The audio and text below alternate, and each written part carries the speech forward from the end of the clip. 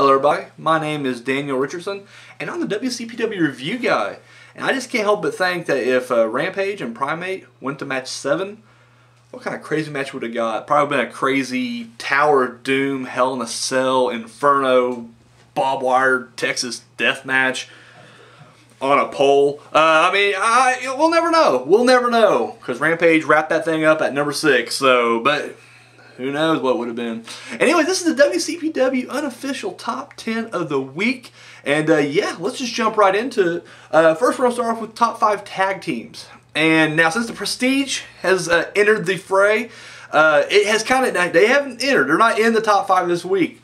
But I've noticed just them being on the list has kind of shaked things up a little bit.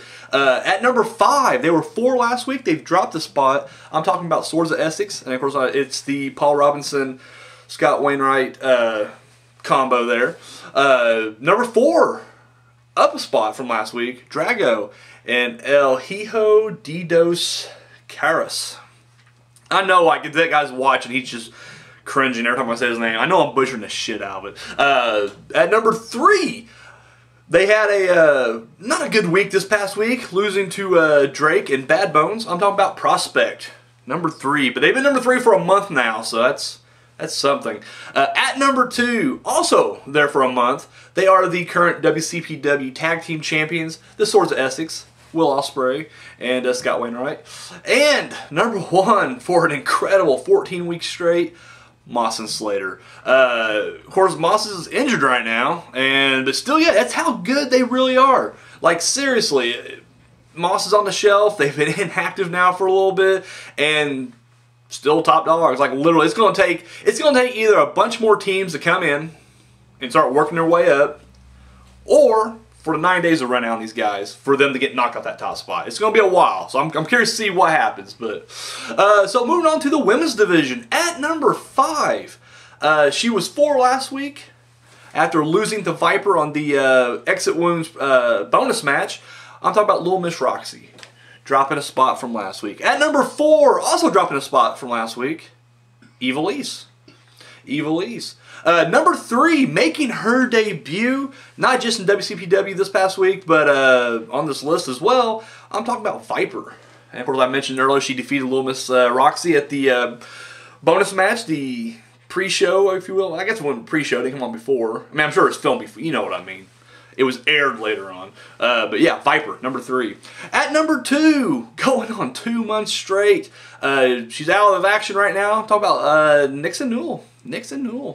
And number 1, also going on 2 months straight, the current WCPW Women's Champion, Bea Priestley. Of course, she had a win over Kaylee Ray. And yeah, boom, keeps on rolling. That's the thing, like, Bea's been on top of the mountain now for 2 months. Proving that even when she was not the women's champion, she was still the top dog. She was still, you know, the baddest chick in the yard. So there we go.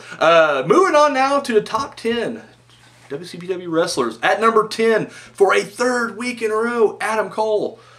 Number 9, going for a month straight at number 9, Will Ospreay. Of course, he lost in the main event in an epic match against Drew Galloway, and it didn't seem to hurt him none. He's floating right there, so he's okay for right now. At number 8, dropping a spot from last week, Martin Kirby. At number 7, dropping a spot from last week, Primate. Of course, losing that chain match did not do him any favors. At number 6, he's the current WCPW champion, Drew Galloway. Of course, a huge win over Will Ospreay, heading on to State of Emergency to possibly... Oh, no, he's taking on Joe Coffey before then, actually. So, yeah, he's still got an obstacle before Orlando. So, but anyways, Drew Galloway, number 6.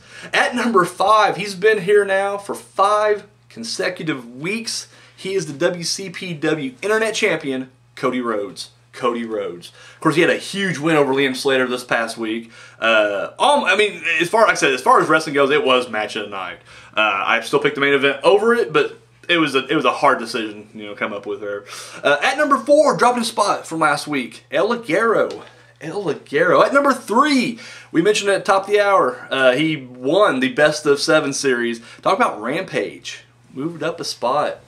At number 2, for a 2nd week in a row, the local hero, Joe Hendry. At number 1, going on a month straight. Joe Coffey, the Iron Man.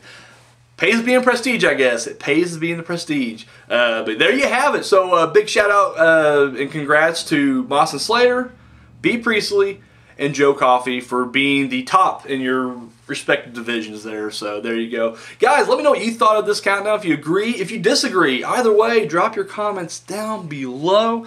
And yeah, even though I think they're, are they filming it tomorrow or... I don't know, but I don't think it's airing until Friday, so, or, yeah, it'll be this Friday, so, the 17th, so, yeah, we don't have any extra matches, or pre-show, or bonus, or anything like that, reloadeds.